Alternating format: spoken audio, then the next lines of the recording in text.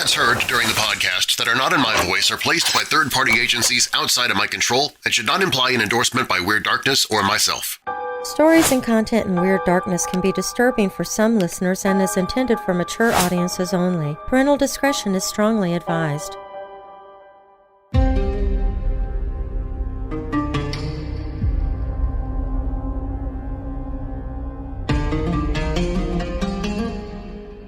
Professor Nathaniel Carter wiped sweat from his brow as he carefully brushed sand away from the limestone slab. For 3 years, his team has been searching for the tomb of Amen-Hamat, a lesser-known priest from Egypt's 18th dynasty. The discovery of this entrance, hidden beneath shifting desert sands for over 3 millennia, was a career-defining moment. "I've found something," he called to his colleagues. "There are hieroglyphics here beneath the cartouche."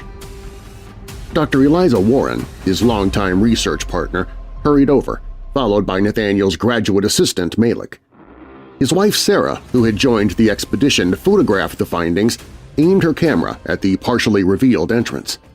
"Can you translate it?" Sarah asked, adjusting her lens. Nathaniel nodded, tracing his fingers just above the ancient symbols carved into the stone doorway. "It's a warning of some kind, standard for tombs of this period." The team worked through the afternoon heat, carefully exposing the entrance. As the sun began to set, casting long shadows across the excavation site, Nathaniel's excitement grew. The hieroglyphics were unlike any he'd seen before, more intricate, with unusual symbols interspersed among the familiar characters. "Those who disturb the eternal rest shall know the wrath of Anubis," he translated out loud. "The breath of the unworthy shall turn to fire, their blood to sand, their bones to dust." Eliza chuckled. "Cheerful as always." "Wait." Nathaniel squinted, leaning closer. There's more here, a smaller inscription below. It's in a different hand, almost like it was added later." He studied it carefully, his lips moving silently as he worked through the translation. "I, Amen-Hamat, guardian of sacred knowledge, bind these words with my final breath. He who speaks aloud the sacred text awakens the serpent that sleeps within the walls of eternity." As the final word left his lips, a sudden gust of wind swept through the excavation site, extinguishing their lamps and filling the air with the dust. For a brief moment, Nathaniel thought he'd heard a sound like distant, hissing laughter. "Dramatic timing," Malik joked, relighting the lamps. "The ancient Egyptians would approve." They made camp for the night, planning to open the tomb at first light. Around the fire they discussed their find, speculating about what treasures might lie within. Only Sarah seemed uneasy, wrapping her jacket tighter despite the warm evening. "I don't feel well," she admitted when Nathaniel asked. "Probably just exhaustion." By morning, Sarah's condition had worsened. Her skin burned with fever, and she complained that her throat felt as though she had swallowed glass. Nathaniel wanted to take her back to Cairo immediately, but she insisted he open the tomb first. "We've worked too hard to turn back now," she argued. "I'll rest in the tent. Go make your discovery." Reluctantly, he agreed. With Eliza and Malik, he carefully removed the entrance stones, revealing a dark corridor leading deep into the earth. The air that escaped from within was stale but carried an unusual scent, something sweet and cloying like overripe fruit. "Let's proceed carefully," Nathaniel warned. "This tomb has been sealed for thousands of years." They moved slowly down the corridor, documenting everything. The walls were covered with elaborate paintings depicting Amen-Hamat's journey to the afterlife. But something was off about these images. In some scenes, the priest appeared to be commanding strange, serpentine creatures that wrapped around human figures, their mouths open at the victim's ears. "This is bizarre," Eliza murmured, photographing the unusual hieroglyphics that accompanied the images. "It looks like he's described some kind of ritual here, something about binding words to breath." in the burial chamber, they found Amun-Amit's sarcophagus, remarkably intact. Around it lay ceremonial objects, canopic jars, Ushabti figures, and a small wooden chest inlaid with ivory and lapis lazuli. Nathaniel carefully opened the chest. Inside lay a papyrus scroll preserved in the dry desert air. With trembling hands he unrolled it, revealing column after column of hieratic script. "Incredible!" he whispered. "This appears to be Amun-Amit's personal spell book." As Nathaniel began to translate the first few lines aloud, Malik suddenly grabbed his arm. "Professor, look!" From a small crack in the sarcophagus lid, a fine, dark sand was trickling out. That's not possible," Eliza whispered. The sand continued to pour, increasing in volume until it spilled over the sides of the sarcophagus. Then, to their horror, it began to move against gravity, forming a swirling pattern in the air. Nathaniel thought he could see shapes within it, coiling, serpentine forms that seemed to be reaching toward them. "Get out!" he shouted, dropping the papyrus. "Now!" They fled the tomb, the strange dark sand pursuing them like a living shadow. As they emerged into the sunlight, Nathaniel looked back to see the sand dissipate at the threshold, retreating into the darkness. Back at camp, they found Sarah unconscious, her breathing shallow and labored. Her skin was covered in strange, scale-like marks that spread before their eyes. That evening, the satellite phone brought more disturbing news. Their university colleagues in Cairo had fallen suddenly ill, exactly 12 hours after Nathaniel had translated the warning aloud. The symptoms matched Sarah's exactly. Over the next 3 days, as they raced back to Cairo, Nathaniel watched helplessly as his wife's condition deteriorated. The doctors were baffled by the illness, a respiratory infection unlike anything they'd seen, resistant to all treatment. The skin around Sarah's throat and chest hardened into scale-like patterns, and when she coughed, a fine, dark dust came up. One by one, everyone who had been in contact with the expedition fell ill. Eliza and Malik were hospitalized within hours of reaching Cairo. 3 days later, Malik was gone. Nathaniel's parents, who had visited them in the hospital, began showing symptoms the next day. Only Nathaniel remained strangely untouched by the illness, though he carried the heaviest guilt. He had spoken the words aloud. He had awakened whatever ancient horror had been bound within those hieroglyphics. In desperation, he returned to his notes and photographs of the tomb. There had to be something he missed, some clue to stopping what he had started.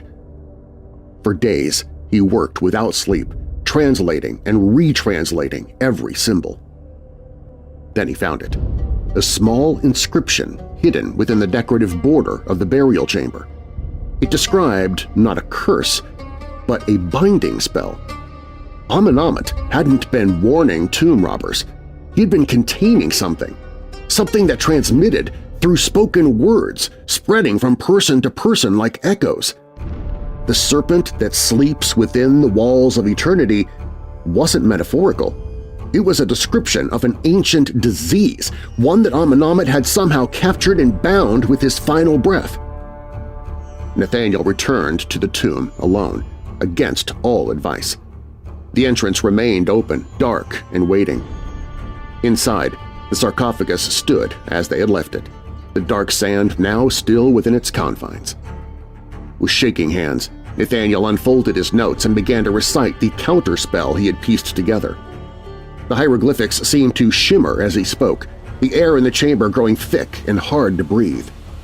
From the sarcophagus, the dark sand rose again, swirling around him, entering his lungs with every syllable. He continued the recitation, even as he felt the sand filling him from within. As he spoke the final words, he felt something tear loose inside him, a burning pain that dropped him to his knees. He coughed violently, expelling clouds of the dark sand. It swirled once more above the sarcophagus, then settled back inside it. The lid slid shut with a final heavy sound.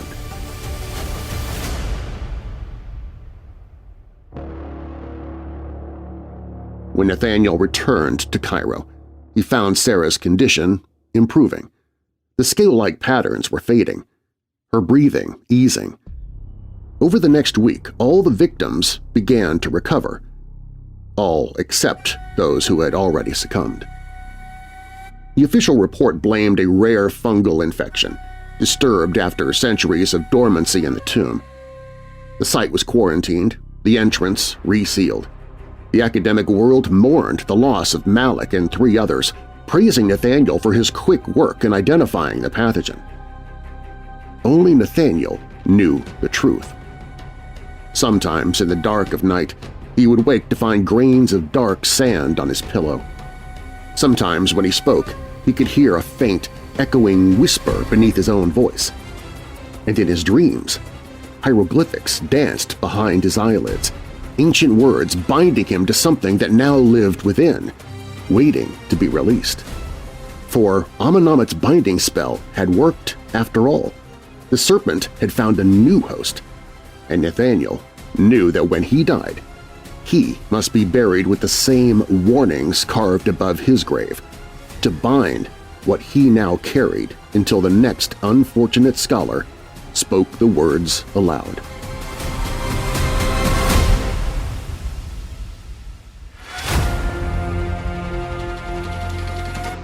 I'm Darren Marlar, and this is Weird Darkness.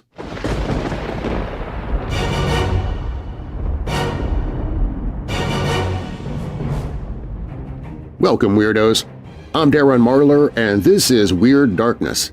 Here you'll find stories of the paranormal, supernatural, legends, lore, the strange and bizarre, crime, conspiracy, mysterious, macabre, unsolved, and unexplained.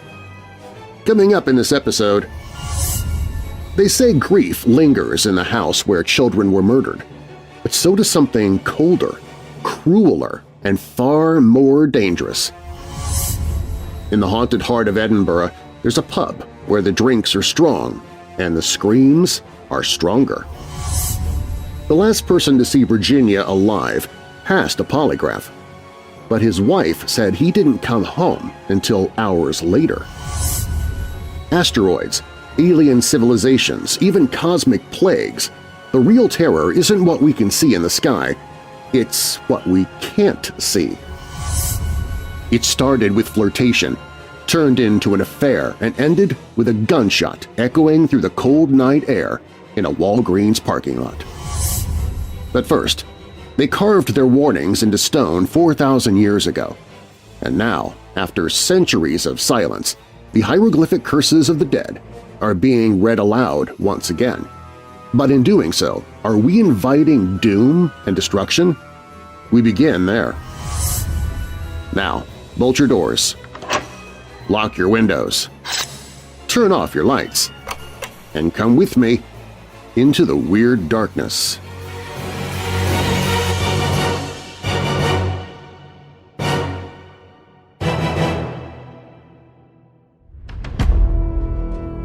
Beneath the shifting sands of Egypt, secrets older than civilization itself lie buried, carved in stone, etched in symbols, and whispered across 5,000 years of silence.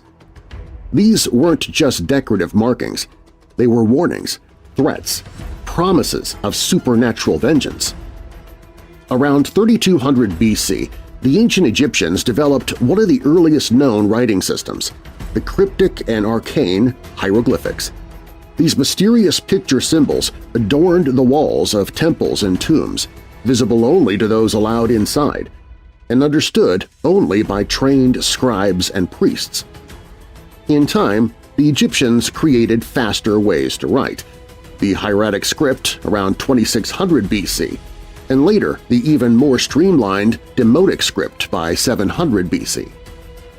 But to the modern world, those symbols remained quiet, unreadable, unknowable, until 1822, when French scholar Jean-François Champollion cracked the code. For the first time in thousands of years, ancient voices began to speak again. And some of those voices carried threats, dark ones, because hidden in the hieroglyphics carved into tombs and walls were curses, bone-chilling curses meant to terrify anyone foolish enough to disturb the dead. Among the earliest recorded curses are the so-called execration texts, dating back 4,000 years to the 24th through 22nd centuries BC. These weren't tomb curses, they were aimed at enemies, foreign threats to Egypt's power and stability. In these rituals, names of enemies were inscribed onto pottery figures shaped like human figures, symbols of the people Egypt wished to destroy. Accompanying the names were phrases of death and mutilation: "Slaughter him with a knife," "Smite him with a spear." Then, in a grim ceremony, the figurines were ritually shattered, their broken bodies buried near sacred sites and cemeteries. The message was clear: break the body, destroy the soul. The shattered pottery wasn't just symbolic. The Egyptians believed this act inflicted real-world suffering on their enemies. It was curse magic, and they took it seriously. Around 2300 BC, during the 6th dynasty, an explorer named Harkuf left behind more than just stories of faraway expeditions. He left a warning carved into his tomb. His curse reads, quote, "As for any man who shall enter into this tomb, I will seize him like a wild fowl. He shall be judged by the great God." Unquote. Compared to later threats, this might sound almost polite, but to the ancient Egyptians, being judged by the great God wasn't a metaphor. It was a cosmic death sentence. Harkuf promised to hunt down anyone who violated his tomb, capture them like birds, and deliver them to the gods for eternal judgment. To someone in that time and place, it was a fate worse than death. A few centuries later, around 2100 BC, a nobleman named Anktifi, a powerful regional governor who never quite became pharaoh, had his tomb inscribed with a chilling curse. It warned that any future ruler or grave robber who dared damage his coffin would be forsaken by the god Hemen. Worse still, the intruder's children would be cursed, stripped of their inheritance. Today, archaeologists have studied Anktifi's tomb without incident, but in ancient times, such a threat would have been enough to keep even the boldest tomb raiders far, far away. At the necropolis of Saqqara stands the mastaba, a flat-roofed tomb of Kentika Ikeki, a figure from Egypt's Old Kingdom. Inside, the walls carry one of the most aggressive threats carved in ancient stone. "As for all men who shall enter this my tomb impure, I shall seize his neck like a bird." The American University of Cairo has noted that curses like these were common in Saqqara, and their meaning was gruesome. The phrase, "like a bird," was no poetic turn of phrase. It meant wringing the neck like a goose. It was a violent image. The dead themselves promised to reach beyond the grave to choke the life from trespassers, strangle them, break them, leave them gasping in terror. Also in Saqqara lies the tomb of Hezi, a nobleman of Egypt's Old Kingdom. His life was recorded in hieroglyphs, but so was his warning to the living, and his was bizarre. Quote, "As for anyone who will enter this tomb after he has eaten abominations or after he has copulated with women, I will be judged with him in the council of the great God." Unquote. Hezi's concern wasn't just about intrusion, it was about purity. If someone entered his tomb in a defiled state, Hezi himself would suffer judgment right alongside them. That shared punishment makes this curse stand out.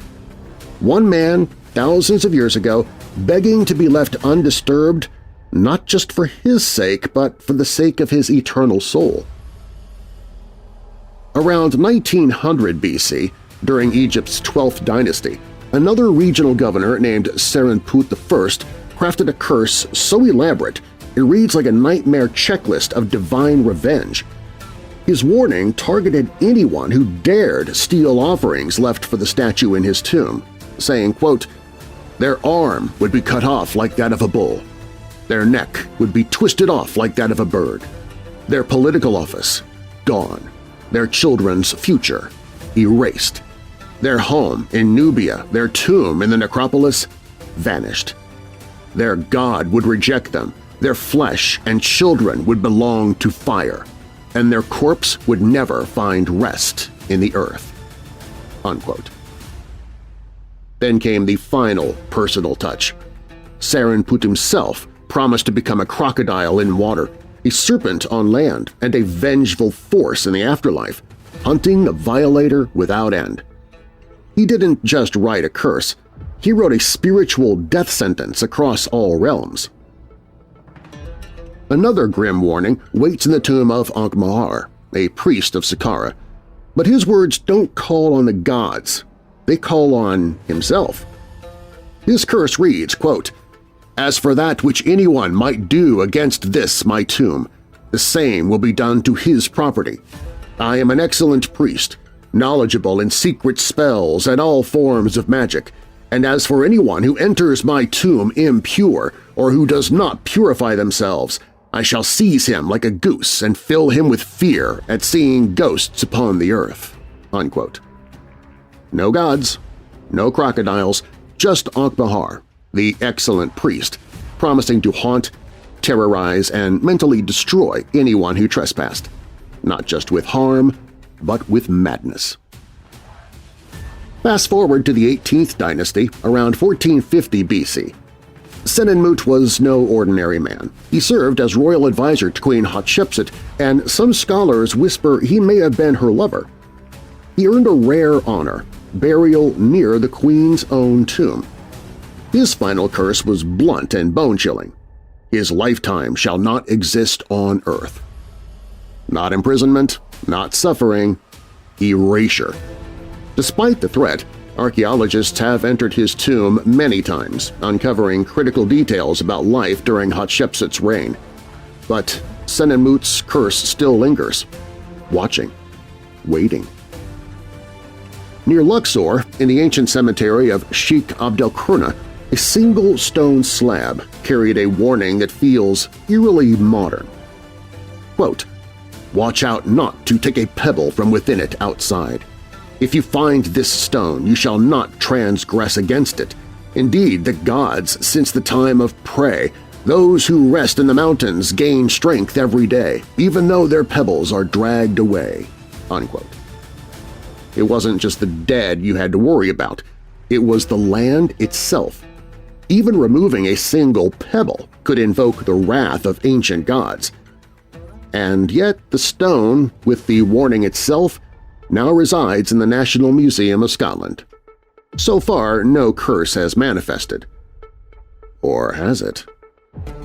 Finally, we arrive at perhaps the most terrifying curse of them all. Hidden in the tomb of Pharaoh Amenhotep in the Valley of the Kings. His warning reads like a checklist of every punishment the ancient mind could imagine. Anyone who dared disturb the tomb would lose all their worldly possessions, drown painfully at sea, burn to death in a fiery furnace, be denied a tomb, a funeral, and a legacy, slowly starve, and have their bones destroyed, robbing them of any chance at an afterlife. The curse keeps going, threatening even more horrors to those foolish enough to break the pharaoh's eternal slumber. And yet modern archaeologists have entered the tomb. They've cataloged its treasures, studied its walls. So far, no fiery deaths, no drowned researchers, no sudden disappearances, at least not that we know of. For millennia, these curses lay silent, etched in stone, buried in darkness, forgotten as language faded. But now we can read them again. We understand what they said and what they threatened. They were never just decoration. They were warnings. The next time you visit a museum and gaze at Egyptian relics, remember this: those relics may have once been protected by spells, sealed by ancient beliefs, and cursed to punish the living.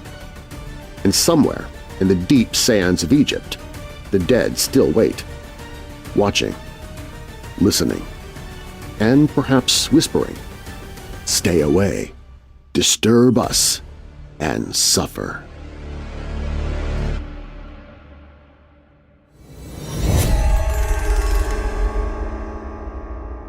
Coming up, looking up at the stars tonight? Be careful, they're looking back, and something dangerous might be heading our way. Plus, a ghost child, a wailing banshee, and a pub toilet haunted by a man named Old Jacques. Step inside the Banshee Labyrinth. But first, in 1948, Virginia Carpenter planned to start a new life in Denton. Instead, she became one of Texas' most haunting cold cases.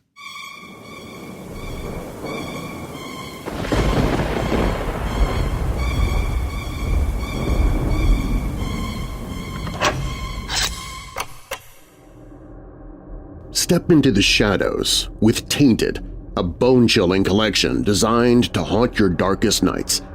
Tales filled with a spectrum of horrors, from evil spirits to bleeding caves, haunted sewers, and sinister childhood games. In this installment of the Dark Intrigues book series, J.C. Moore delves deep into the darkest recesses of the human psyche. Brace yourself for a modern journey through the twisted corridors of terror. Listen if you dare. In this book, the ordinary become ominous, the mundane turns malefic, and they reveal the tainted secrets of the human heart in all their gruesome glory. Dark Intrigues, Tainted, a collection of short horror stories by J.C. Moore. Purchase the audiobook or hear a sample on the audiobooks page at WeirdDarkness.com.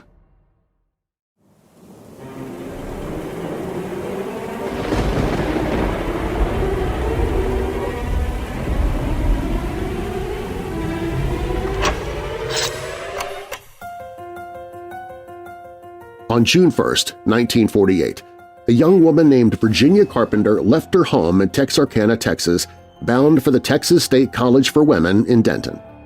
But she never started her classes. To this day, what happened to Virginia remains a baffling mystery and one that will likely never be solved. Virginia was only 21 years old at the time of her disappearance.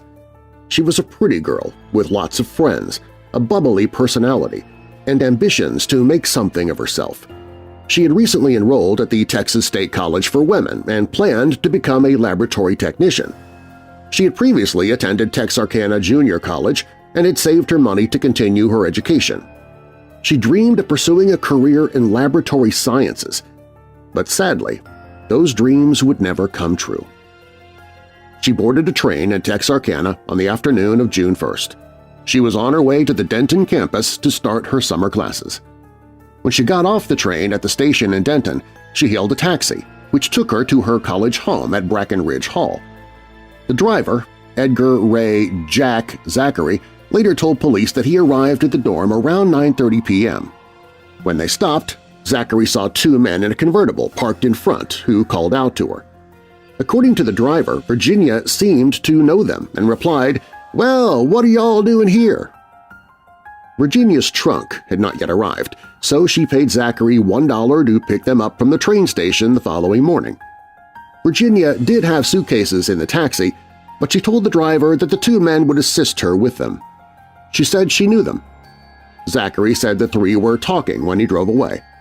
Virginia gave him a smile and a wave, and that was the last reported sighting of her.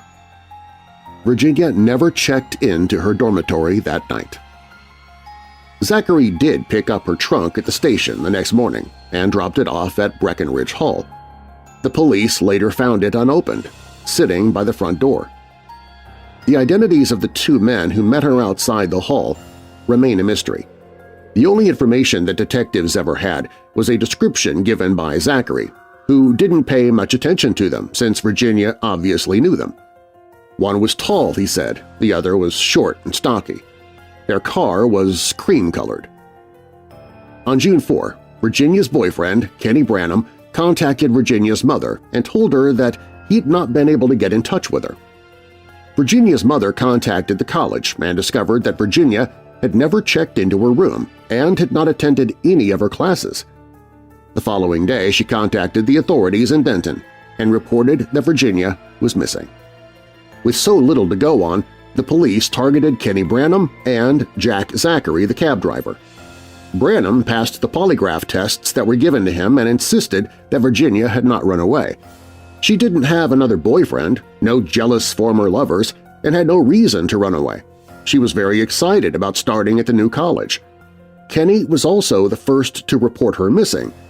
Why would he have called the police if he had been involved? The investigation then turned to the cabbie, who was the last person to see Virginia alive. In 1948, Zachary and his wife both claimed that the taxi driver was home by 10 p.m. and that Zachary went back to the hall the next day to drop off the trunk. In 1957, though, the story changed. Zachary's wife, by then his ex-wife, told the police that she had lied at the time of the disappearance. She said that he did not actually come home until 2 or 3 a.m. She had no idea where he had been. But Zachary was questioned many times during the investigation. Investigators always believed that he was being cooperative. He passed multiple polygraph tests and was never charged. His ex-wife's new statement to the police was never given much weight. He was never really a serious suspect and maintained that he had no idea what happened to Virginia until his death in 1984. In the weeks and months that followed Virginia's vanishing, alleged sightings of the young woman came in from all parts of South Texas, Louisiana, and Arkansas. One of the few reports that were taken seriously came from a bus ticket agent in DeQueen, Arkansas, who claimed that on the night of June 11, a young woman had gotten off a bus from Texarkana and found a seat in the station's lobby. She matched Virginia's description. She seemed nervous, walked around, and asked about local hotels. A few minutes later, a man in his mid-20s with light brown hair came into the station and the two of them left together.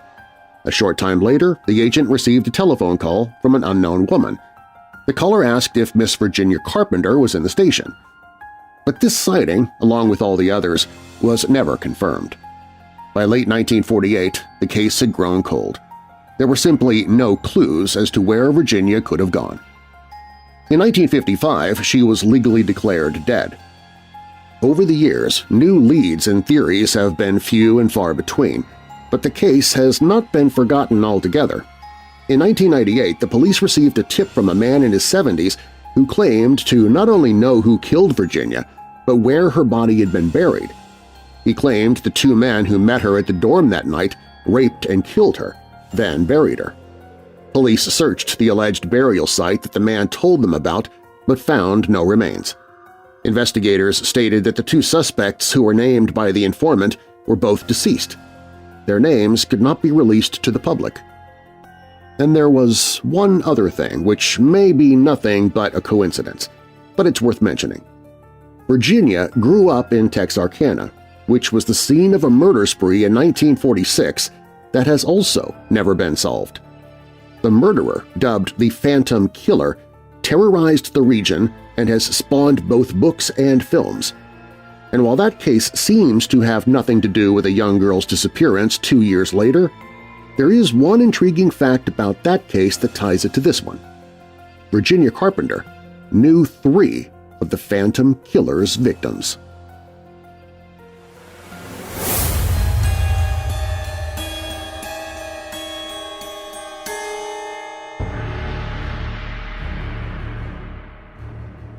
The night sky seems peaceful when viewed from Earth. Stars twinkle, the moon glows softly. But beyond that serene veil lies a universe filled with potential threats that silently watch our tiny blue planet. Take asteroid 2024 YR4, for instance.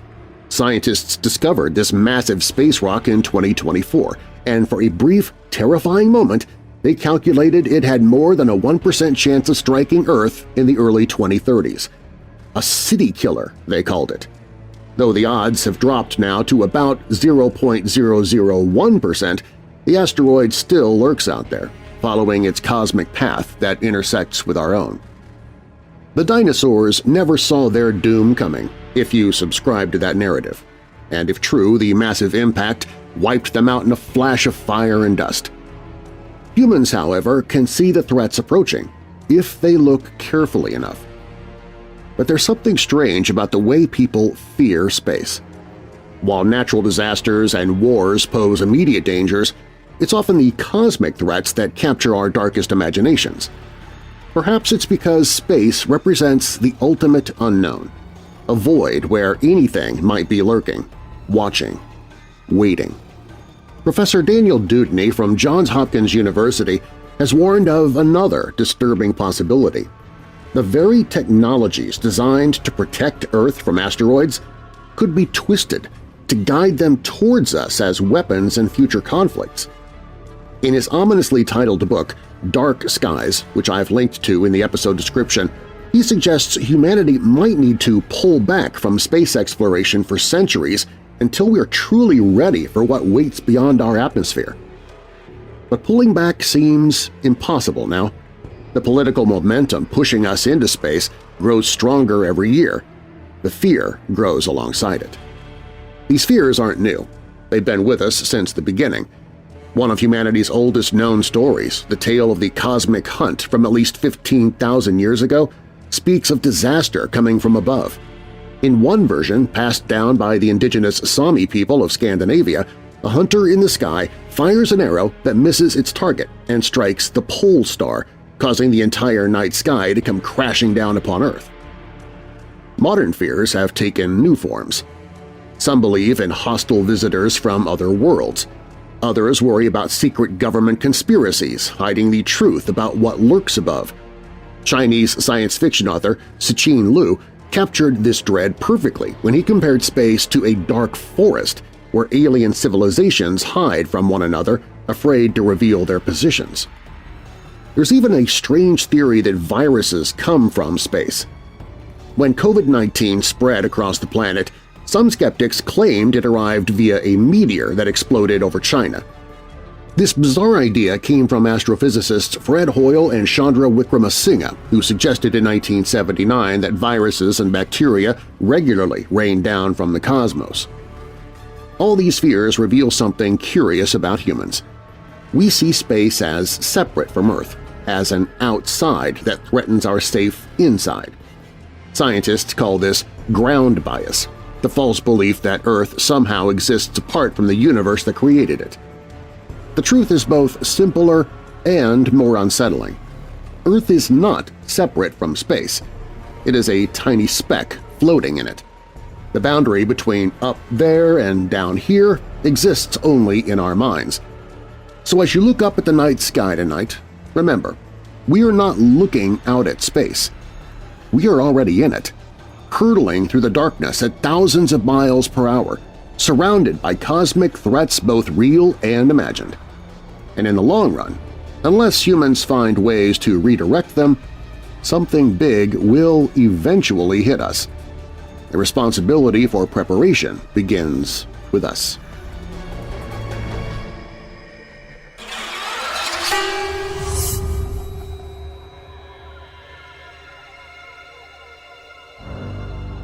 What better place for a haunting than a rock and metal bar buried in the shadows of Edinburgh's Old Town? Nestled along the twisting ancient streets of Niddry, just a stone's throw from the Royal Mile, lies a pub with a reputation far darker than its drinks menu, a place where screams echo underground, and the dead never quite seem to leave. It's called the Banshee Labyrinth, and by all appearances it's a family-run bar that promises good drinks, loud music, and horror movie nights. But beneath the laughter, the bass lines, and the clinking of pint glasses, something else stirs, something older, something sinister. You see, this bar isn't just near the haunted underground vaults of Edinburgh. Part of it is the vaults. During the 18th century, South Bridge was built to connect Edinburgh's old and new towns.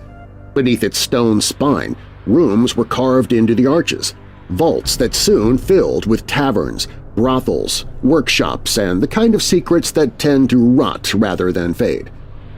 Because the bridge was never properly sealed, dampness flooded the spaces. The legitimate businesses fled. What remained were criminals, vagrants, and victims. People died in those tunnels. Some were murdered.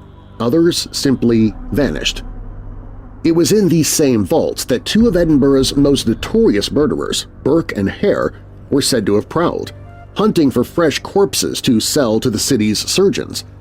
And today, part of that legacy is quite literally part of the Banshee Labyrinth. It's not just a clever name. The bar takes its title from the spirit said to haunt the space, a banshee, a wailing omen of death from Celtic legend. And more than one person has claimed to hear the scream. During a round of renovations some years back, workers in the bar reported a chilling sound, a high, keening wail that pierced the silence like a knife through flesh. One of the men swore he saw her, a woman in a gray dress, her face buried in her hands. When she looked up, her face was pale, eyeless, and grinning through rotted teeth. Moments later, the worker received a phone call. A member of his family had just died. Coincidence? Maybe. But that kind of thing tends to happen a lot at the Banshee Labyrinth. Then there's Molly, a ghostly child no more than 6 years old. Her name was discovered inside a bricked-up chimney on a child's old shoe. She reportedly vanished in 1814 and never left. Patrons and staff alike claim to hear the giggling when no children are present. Others say she's been peeking around corners, only to vanish into thin air. And if you happen to be using the ladies' toilet, you might meet Old Jock, another ghost said to haunt the bar. He's fond of slamming stall doors and playing with the hand dryers. No one's quite sure who he was in life, but in death, he's a mischievous regular. And the darkness doesn't stop at the bar's walls. Just next door once stood the home of Lord Nichol Edwards, a Lord Provost in the 17th century, and a man known for his cruelty. Legend says he kept a private dungeon beneath his home where he tortured accused witches before handing them off for trial. Some believe one of those tortured souls became the Banshee herself, a woman so tormented in life that her agony echoed into the afterlife. Glassware doesn't always stay put at the Banshee Labyrinth. Drinks have been known to lift from tables and hurl across the room. Cold spots appear where there should be warmth.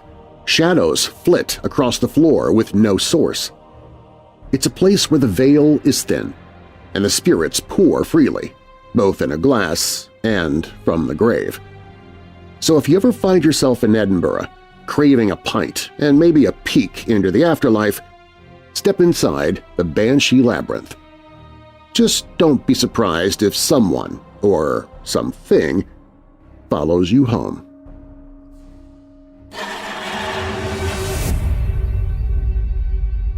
When Weird Darkness returns, there were no masks, no mystery, and no mercy.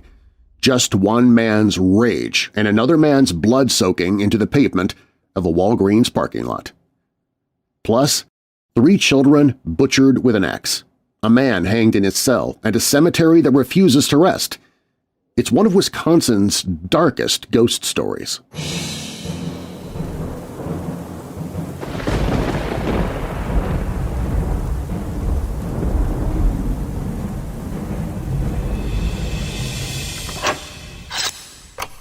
Hey Weirdos! My email newsletter is now available through Substack. Whether you decide to read the newsletter via email or in the Substack app, you can subscribe absolutely free for updates on what's happening behind the scenes, get updates on upcoming events, find out when there are sales taking place in the Weird Darkness store, receive an updated list of where I'll be taking Weird Darkness on the road to paranormal conferences and horror conventions. Plus, you'll also get my regular humor column, Mind of Marlar, where at least once a week I put a comedic twist on strange and macabre stories in written form. You get all of that and more in my free Substack email newsletter. Just click on Newsletter at WeirdDarkness.com to subscribe. That's WeirdDarkness.com/newsletter.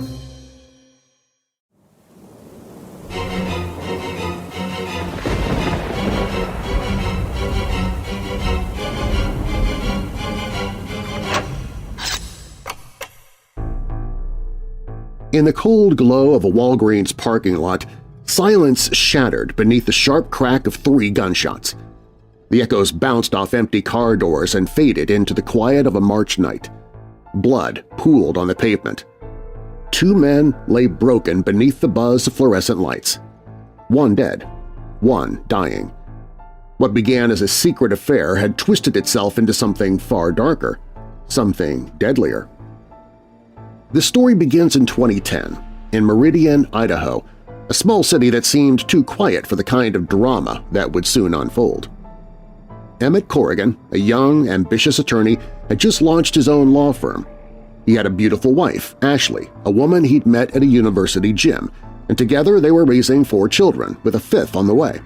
Their life looked like a picture-perfect postcard, stable, devout, rooted in family and faith. But behind closed doors, things were unraveling. Ashley noticed her husband pulling away. The man who used to rush home to his family now worked late, spent hours at the gym, and came home moody and distant. Their children asked if Daddy still lived with them. Ashley had her suspicions, and she was right.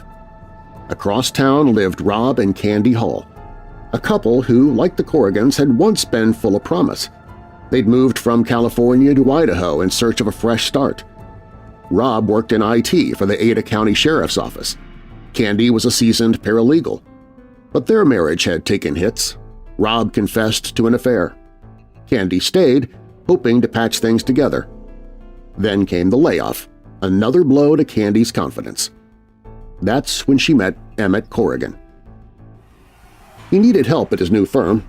She needed a job.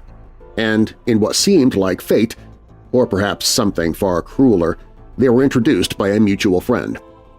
Emmett hired Candy immediately, not just for her resume, but for her presence. Their chemistry was electric, and before long they were entangled in a full-blown affair. At work they barely bothered to hide it, but at home their spouses were left in the dark. For a while.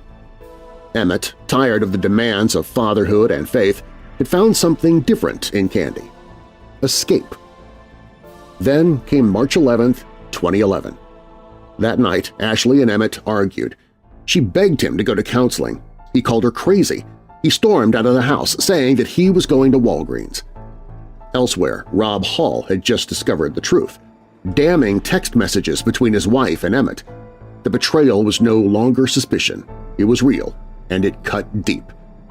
Candy left the house too, saying she had to go to Walgreens. It was there, under the cold lights and sterile shadows of that suburban parking lot, that Candy met Emmett.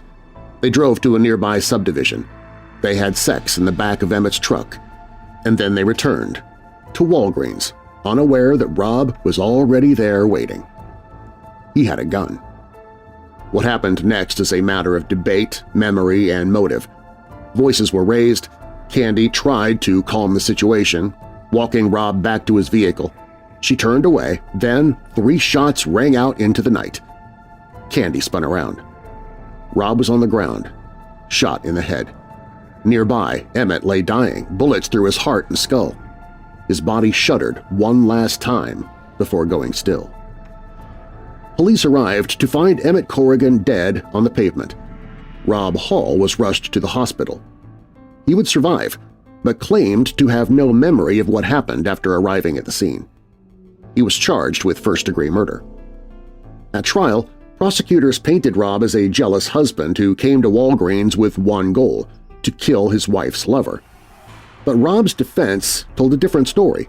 They claimed Emmett, high on amphetamines and steroids found in his truck, had attacked first. That Emmett had wrestled the gun away, shot Rob in the head, only for Rob to wrestle it back and fire twice in self-defense.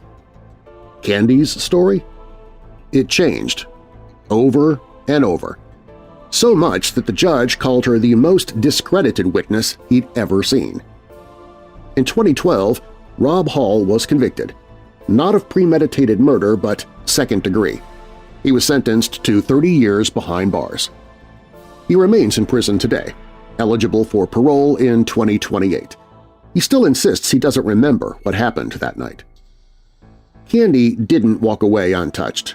2 months after Emmett's death, she was arrested for grand theft, accused of embezzling funds from her previous job at a law firm. She pled guilty. She served 2 years. Ashley Corrigan rebuilt her life. She remarried and somehow found the strength to forgive both Rob and Candy Hall. She now speaks to others about trauma and healing. She urges people to prioritize their families, advice she wishes her first husband had followed. 3 shots in the dark. 3 families forever changed. A Walgreen's lot stained with blood and regret. Because in the end, the secrets we think we've buried, they always find their way into the light.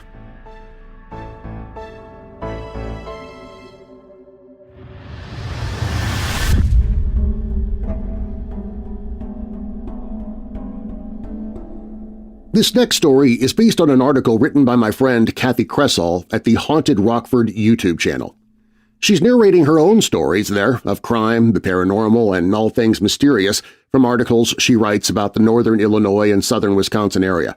I highly recommend you check out her channel and subscribe to show your support. I've placed a link to the Haunted Rockford YouTube channel in the show notes with the list of sources for this episode. The Wisconsin State Prison in Waupun has long been a place where walls have heard whispered confessions and cries that never reached the sky. But beyond the cell blocks and steel bars lies a place even more forgotten, a secluded cemetery, 2 miles away from the prison grounds, where the nameless and unwanted are laid to rest. No headstones, no flowers, no visitors. Just rows of unmarked graves, sunken and still, guarded only by time and shadows. This patch of land is known simply as the State Prison Cemetery. It has no official sign, no paved path, and no memories beyond the ones that linger in silence. It exists for the inmates who died behind bars and whose families refused to claim their bodies. Others never had anyone to claim them at all. They were buried here, one by one, and left to fade into obscurity. Most of the time, the graveyard is quiet, peaceful even, but not always. Some who venture here speak of an overwhelming sorrow that clings to the air like fog. Others report a crawling sensation on the back of the neck, as if unseen eyes were watching from beneath the soil. And then there are those who sense something angrier, something more restless, a spirit that hasn't forgotten and certainly hasn't forgiven. One name among the faceless dead still echoes loudest: Peter Fram, or Fromm, depending on which newspaper you read. He died inside the prison in 1871, but his story began years earlier in Burlington, Wisconsin, with one of the most horrific crimes the state had ever seen. Peter wasn't always a ghost story. In 1865, he was just a hired man working the winter months for a respected local farmer named Anton Cook. Anton owned a large spread of land, 130 acres just outside Burlington. He lived there with his young Bavarian wife Amelia, who was 25 years his junior. Together, they had 3 small children, 4-year-old Joseph, 2-year-old Anna Barbara, and a newborn son named Ernest. A 12-year-old niece, also named Amelia, had recently come to live with them for the winter. December 3, 1865, was a Sunday. A cold but clear morning. Church day. Anton and Amelia decided to leave the children at home that morning, confident that the younger Amelia could watch over the little ones. Peter Fromm, their quiet but reliable hired man, would be nearby doing chores. There seemed little reason to worry.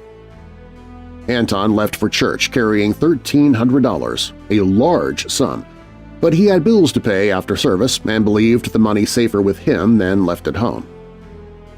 Fromm had only been on the property for 7 weeks. He said that he came from Moline, Illinois and was working to save money before heading west to Iowa. He rarely spoke of his past. When Amelia Cook returned home from church, something was wrong. She said she felt it in her bones before she even saw the house. The front door was open. That was strange. As she approached the woodshed, she spotted a small bundle on the floor. It was her daughter, Barbara. The 2-year-old lay in a pool of blood, gasping for air. Newspapers at the time painted the grisly scene in brutal detail. Barbara's head had been split open, her golden hair clotted with blood, her face covered in gore. Amelia screamed and scooped the child into her arms, rushing into the house, calling for her niece. The house was too quiet. In the parlor, her baby Ernest lay unharmed in his cradle. But in the kitchen, horror returned. Joseph was lying near the stove. He was already gone. Nearby was the 12-year-old niece, also named Amelia. She was barely alive, her injuries catastrophic. In her panic, the elder Amelia could hardly register the nightmare around her. But when she did, when the full weight of what had happened settled into her mind, she staggered out of the house and let out a scream that echoed across the frozen fields. Neighbors walking home from church heard her cries. A group rushed to the farmhouse. One of them ran to fetch Anton. He returned to a scene that would haunt him until the day he died. His children were dead, his niece dying, his wife in shock. Barbara died soon after, in her mother's arms. The niece died not long after. Amelia rocked her as she passed. In just one day, a family had been broken. The murder weapon was still in the house. It lay beside the children's bodies, a bloodied axe. The local doctor examined the victims and confirmed what everyone feared. All three had died from skull fractures. It was the blunt side of the axe, he said, and whoever had used it had done so with terrible force. Anton was asked if anything had been stolen. He recalled a small leather pouch containing silver coins that he had kept in a wooden bureau. The bureau had been smashed open. The pouch was missing. Nothing else appeared to have been taken. Whoever committed the crime, it seemed, wasn't after vengeance or passion. It was for money.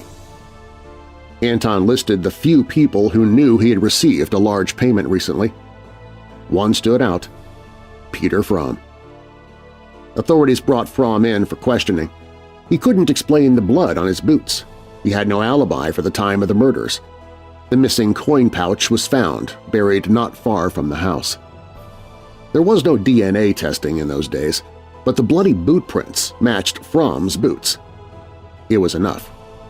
Fromm denied everything, but the public didn't need more proof. Anton Cook was respected, his wife beloved, their murdered children had been innocent. The community called for justice. Fromm was convicted and sent to the Wisconsin State Penitentiary in Waupun. He was 57 years old. Wisconsin didn't have the death penalty, but many in Burlington believed that if anyone deserved to swing, it was the man who had butchered those children. Fromm lived out the next 6 years behind bars. His mental health declined. Guards said he paced his cell, laughing one moment, weeping the next, crying out to God. He never confessed, not once. He maintained his innocence to the end. On the morning of March 21, 1871, a prison guard found him hanging from the bars of his cell. He had torn strips from his shirt to fashion a crude noose. The guards tried to revive him. It was too late. He was 62 years old. No one came to claim his body. There was no funeral, no prayers. His remains were buried in the state prison cemetery among the forgotten in an unmarked grave. But not everyone believes he rests in peace. Visitors to the cemetery report intense feelings of grief and anger. Some say the air thickens as you approach the center of the field. Others claim to hear whispers or feel a cold presence watching from the tree line. Paranormal investigators have recorded unexplained EMF spikes, and one medium claimed to make contact with a man who died screaming his innocence. Could it be Fromm? Maybe. Maybe not. The story doesn't end there. The house where the murders took place still stands in Burlington. It's been renovated and turned into a business, but those who work there say it is far from quiet. Cleaning crews hear footsteps in empty rooms, doors slam on their own, lights flicker, and sometimes in the mirror people claim to see a child standing behind them. One woman whose family once lived in the house reported seeing children playing in the yard when none were around. She even saw them in the barn, which has since been converted into a workspace. She also claimed to see a woman wandering the property, dressed in clothes from another century, her eyes hollow with grief. Could it be Amelia, still searching for her babies? But there is something darker. Visitors speak of a different presence, a shadow that brings fear, not sadness. Some believe it is the true killer, lingering in the place where innocence was stolen. Others think it might be From, twisted by decades of pain, wrongfully accused, consumed by the need for justice. There is a belief in paranormal circles when a spirit dies in anguish, particularly from injustice, it can become vengeful. It may no longer distinguish between the guilty and the innocent. It wants revenge, and it wants to be heard. Is From guilty? We will never know. But this much is clear. The ghosts of that December day in 1865 still echo across time. They cry out from the lonely field of Waupun, from the old farmhouse in Burlington, and from the memories etched into the land itself.